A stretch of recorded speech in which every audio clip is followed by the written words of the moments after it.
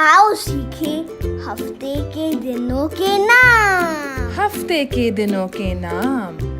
एक हफ्ते को कहते हैं 1 वीक, ठीक है। और एक हफ्ते में कितने दिन होते हैं?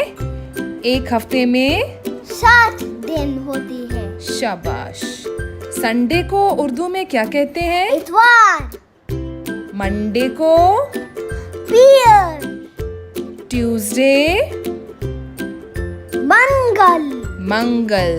वेंसडे बुध। बुध। थर्सडे जुमेरात। फ्राइडे जुम्मा। जुम्मा। और सैटरडे हफ्ता। हफ्ता। एक हफ्ते में कितने दिन होते हैं? 7 दिन।